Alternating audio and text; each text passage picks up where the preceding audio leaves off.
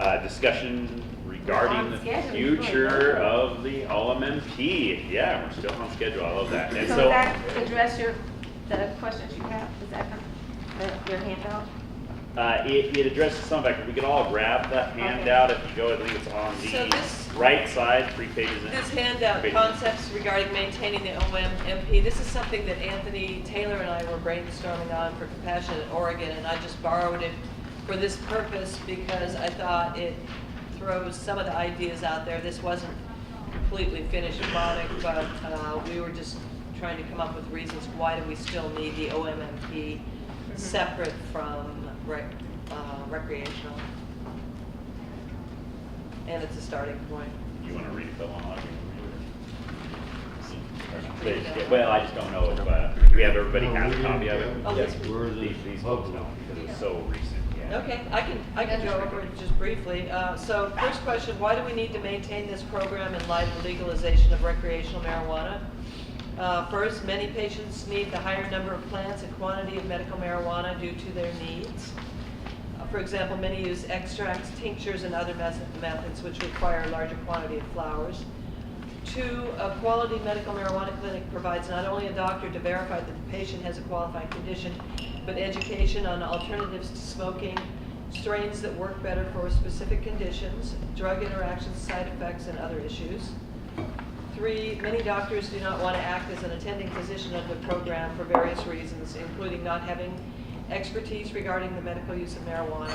For example, at least one cancer center routinely refers newly diagnosed patients who express a desire to try using medical marijuana for palliative care to a local medical marijuana clinic. And the last one is that medical marijuana clinics can serve a larger role in the community, which they already do, by referring patients to other needed services such as lower cost health care, housing, and food programs. Okay, so then second, some people have expressed concern that some medical marijuana clinics are simply card mills and abusing the system so people can get cards. How can we move those people into the recreational system in light of the fact that OMMP allows possession of higher numbers of plants and marijuana? 1, we could require that medical marijuana clinics meet current certain standards. 2, mandate review and oversight by the OMMP or the Healthcare and Quality Improvement Program, which already provides such oversight to other types of facilities and has previously reviewed the medical records of one medical marijuana clinic. And 3rd, require that medical marijuana clinics be nonprofit organizations, which will help ensure that they're operating at a higher standard due to federal and state laws governing them. And then some people have brought up, this is slightly off, but somewhat related, why not limit the number of patients one doctor can sign for or prohibit medical marijuana clinics entirely and only allow primary care doctors to verify their patients' qualifying conditions. And that goes back to some of the other issues. Once again, physicians who serve many patients at medical marijuana clinics are very knowledgeable about the medical properties of cannabis as a result of focusing their practice on this area. 2, some patients do not have a primary care physician, so they would be shut out of the OMMP.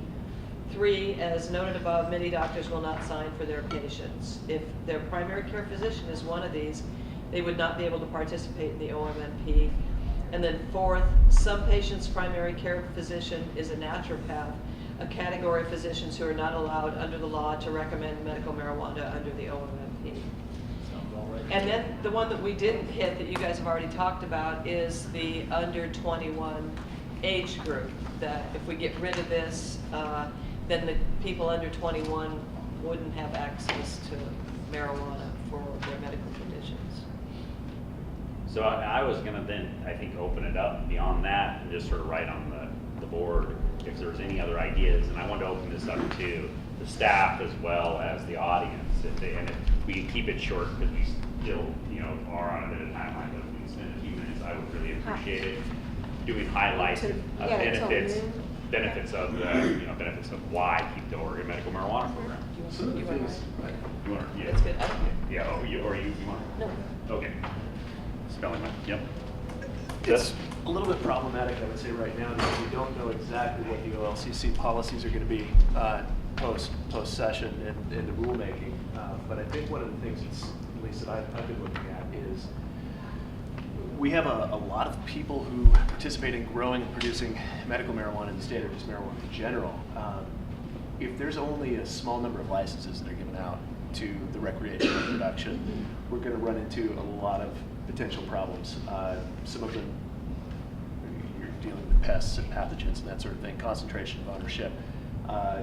Having the medical marijuana program stay in effect is probably one of the best ways to protect the largest consuming population in the state, medical marijuana consumers. We know for a fact that about 20% of the total marijuana consuming population uses 80% of the overall marijuana produced. And a very significant percentage of those, we don't know for sure, but a very significant percentage of those are currently participants in the Oregon Medical Marijuana Program. So removing that program, I think it's going to be, big scheme of things, we're going to see a move to try to make that happen, but I think it's really important both for patients in terms of quality and protecting production in case there is some sort of outbreak, if there is some sort of problem, including genetic diversity. I think that's a huge issue that we're going to run into with the recreational market. Being able to maintain some of those as features for people who consume or need very specific varieties or need larger amounts, I think is very important going forward. So genetic diversity is more necessary for medical marijuana patients. I wouldn't say it's more necessary, but I Yeah. think that you run into the problem of having a bottleneck if you do have a recreational market of people going towards particular varieties that are much more profitable to produce rather than having something that would be beneficial to people who work in the medical program as well.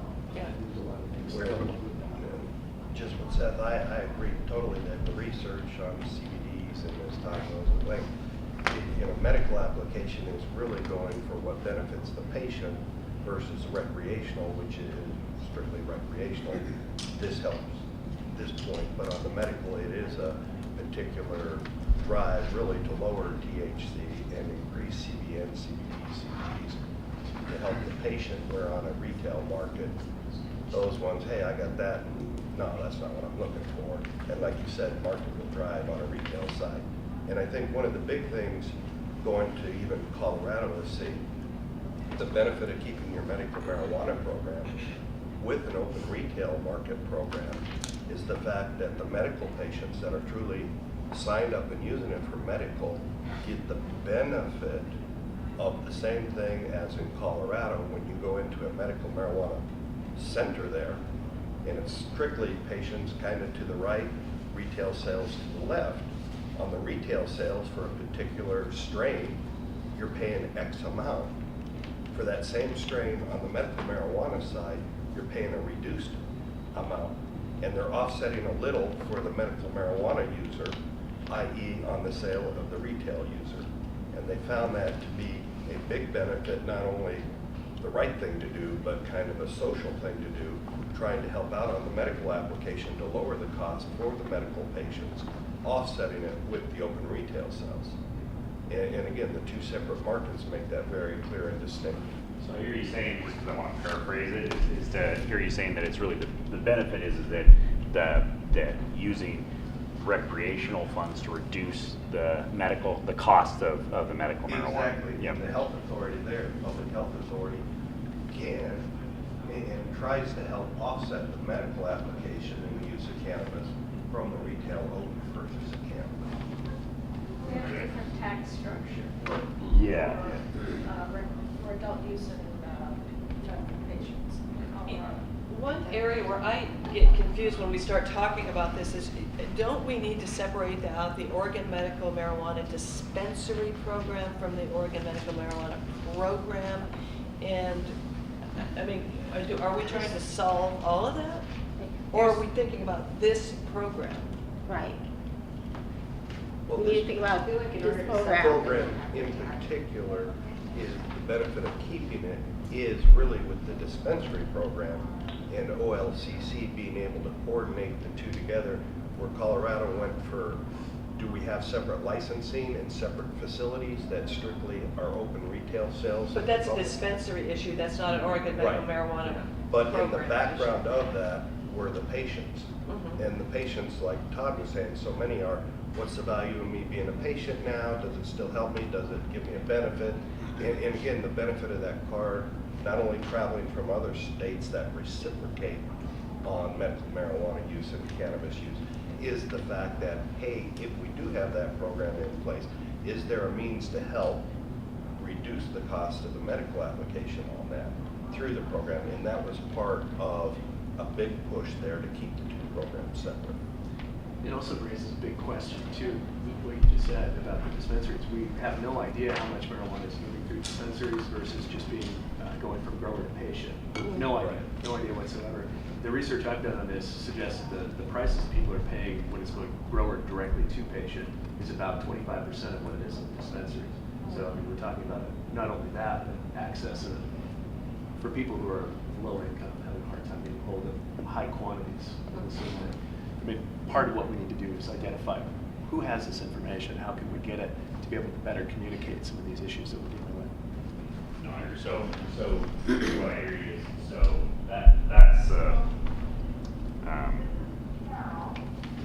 that's to get us answers, more defined answers, but does that, I'm just asking, is that as a solution in and of itself, as far as a way, is just sort of saying that one of the benefits to the Oregon Medical Marijuana Program is more, you see what I'm saying, that didn't quite, I don't know. wouldn't say that it gives you, I know what he was trying to say. Yeah, and I just wanted to try to put it. Because I own a dispensary, so I just come from that, but I've Yeah. also been a patient for 10 years. Yeah. And I've grown for other people. So I think what you're trying to separate, and I think, Cheryl, I really agree with your point, but at some point, the dispensary law and this law has to work together, because us being a medical Well, it's facility. in law, but- No, I'm just saying that the Yeah, committees, yeah. we gotta somehow, the price has to be lowered, but we do have to work with recreational to keep that price lowered. And I think not only for the medical patient is it an option that they not necessarily get more medicine, but they get better care. I've noticed, I've also been to Colorado, just for High Times, I've been to a lot of these other shops, and a lot of the recreational shops are that you walk into it, it's like a bar. Nobody's listening to you, nobody even acknowledges you, so it's a different feeling. And I notice that with our patients, they want that one-on-one. I work a lot with the hospice cares here in town, and they need that focus. They don't need the music on, they don't need everything going around. They want to walk into somewhere where they get that focus, and unfortunately, recreational shops haven't given that. They don't have that standard set like medical shops do. So that's the only thing that scares me with combining it in the same location and or not acknowledging both licensees and giving them that option. So Really, I think can't the wait way to to give you guys more summarize- information, because I have a lot of information on the backside as a dispensary that I could help you guys out with trying to come up with some ideas. Because I deal really closely with a lot of patients that need that one-on-one care. And I actually get referred patients from other clinics because we are more medicinal, and we give that patient one-on-one care. So I think we're already seeing that difference. Huh? Yeah. Yeah, I think as a concise bullet point. Yeah, that's what I'm trying to get at you, thank you. Say, identification And lower. and maintaining a high standard of care for the medical marijuana population.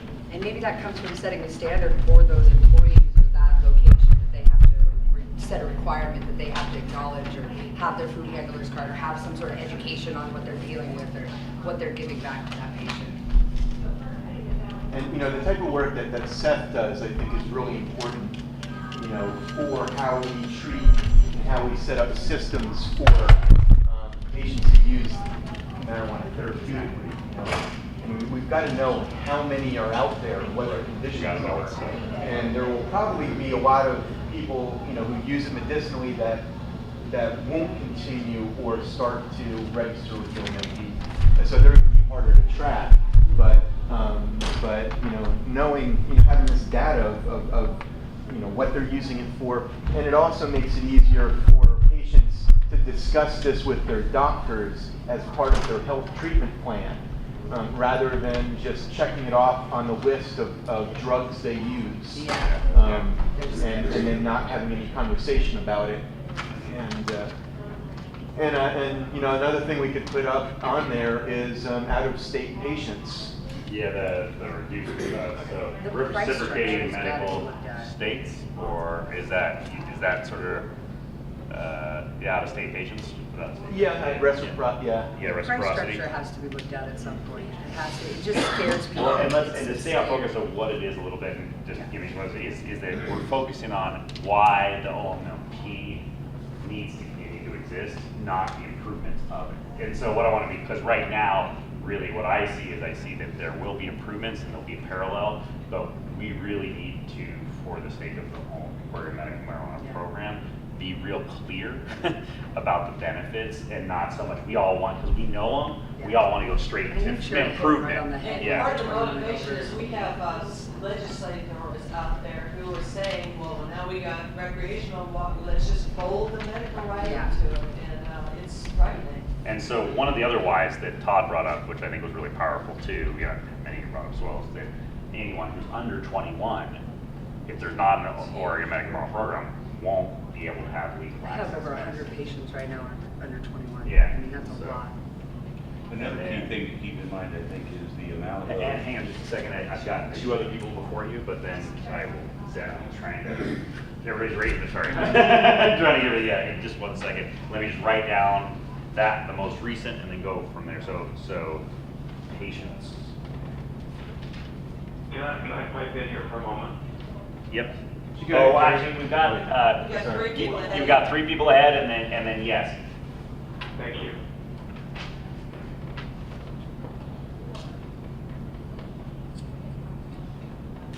Okay. Thank you. Thank you. Yes, I believe that the OMMP should retain ownership of research and genetic testing, and the OLCC that I read proposes to take ownership of Okay, so that. we're backing off again. So what I said is like, it's now, right now, today, why do legislators need to know why the OMMP should exist? Because our research and genetic research keeps the patient in mind, not the economy. Okay. Well, yeah, I want to pick up on that for a second, because what I heard on your original list was there's a word called education, and that's like, should be right up at the top. Totally. And maybe I don't see it. I don't see a lot of education providers. It's number 1 reason why they're not providing. They're afraid of the DEA. Okay, so they've already got problems with opioids. Why have another problem? This is their license at stake. So I think from an educational standpoint, it's to patients, it's to providers, it's to insurance, it's to legislatures, like white papers, position papers, clearinghouses. I mean, I've been looking at overseas stuff in Israel, and somebody's got to gather this all up and say, here's the kind of the talking points, if you will, for education. Has that been developed? Is that been developed? Is what has been developed? Well, Sorry. sort of like a talking point, either a white paper or something with like, here's what we know right now, and maybe that's an opportunity for the website. Well, I think it's a little bit. So yes, there are, and it's what it is. It's having the specific measurables for legislators, expecting that sometimes what this is, or what, and correct me if I'm wrong, but what I hear we're trying to create is giving direct talking points now to the Oregon Medical Marijuana Program, to the people here, and that we can then reiterate to the legislature. So yes, that's all true and valuable, but So to sum it up, I guess the OMMP, or the act and the program itself should be like the contact point for education on medical marijuana in the state. That would be the purpose to me, through the advisory, through the program, because otherwise how are people getting the information? You're talking about a website. Well, and currently that isn't, That's not a purpose of it? Education? well, I mean, I heard you no. listed, okay. It's a purpose of ours, the advisory committee, a Right. strong purpose, but it's not a purpose or a mandate. It's registration, right? It's solely registration. Education on that, on the rules and statutes, but we Exactly, don't but really not on on medication. marijuana as medicine. So would that And be that's part where the of, research comes in. We don't really have the authority to do it, so it might Right. not be the best, most persuasive argument. Yeah, exactly. The research, that's Okay. okay. The Okay, research that thing, helps me. sort of what it does is it sort of muddies the water. What we're saying is where the OMMP is now, why should it still exist? okay, so where it is Why right should we have patients when it's legal in the state of Oregon, or will be soon?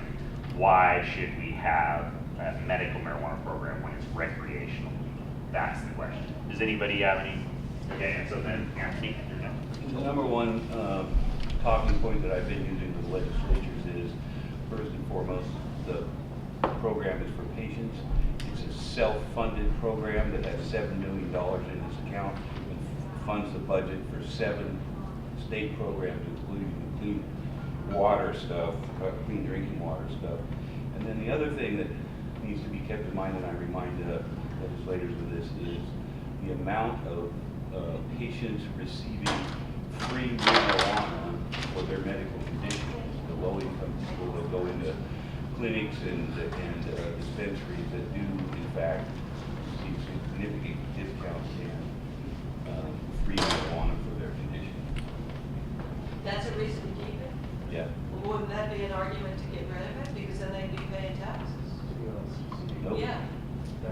There's no good argument for the LCC. No, I totally agree with you. I'm just saying devil's advocate. I mean, that's, to me, that's an argument that the other guys can say, hey. So, and Part of this too. Okay, Jared. Sorry, also. yeah. Jerry, Jerry? Jerry? Yeah, I'm right here. Hey, one question before I begin. Are you saying a particular legislature, or are you talking about the broad term of the legislature? What? Said what? Is there one individual, or are you talking about the Oregon legislature is thinking about eliminating the program? We're talking about the Some laws. legislatures. Some legislatures, a lot of law enforcement. Some of, we can go on, the list is not short, you know? I only hear part of the discussion, so I might be a little repetitive, and forgive me if that's the case, but I think it's really important to remember the direction that Oregon has gone.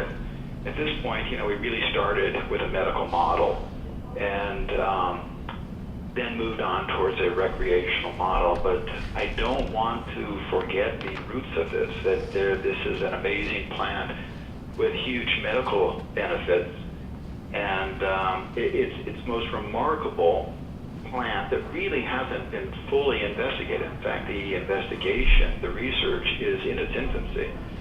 And I would really advocate using this body as an opportunity for exploring more about this plant, the medical benefits, the therapeutic benefits. And I think that's a strong reason to really hold on to the program for research, but also for education. Equally, I think it's really important for this organization, OMMAP, to really distribute the information that is available and raise the bar in terms of the education. So I would advocate for those two reasons, holding on to it. And the rest of you mentioned certain areas of research that are particularly exciting, genetic diversity, the THC to CBD ratios. That's the tip of the iceberg. There's so much important work that needs to be done in this area, and I would advocate doing it through OMMAP. And I'm going to have to sign out here. I'm on duty at the emergency department, so I'm going to say goodbye to everybody and thank you all for all your good work. Thank you so much for joining us. Okay, bye-bye. Thanks for joining us. Yes, bye-bye. Is there, yeah, actually, no, and then Todd, yep.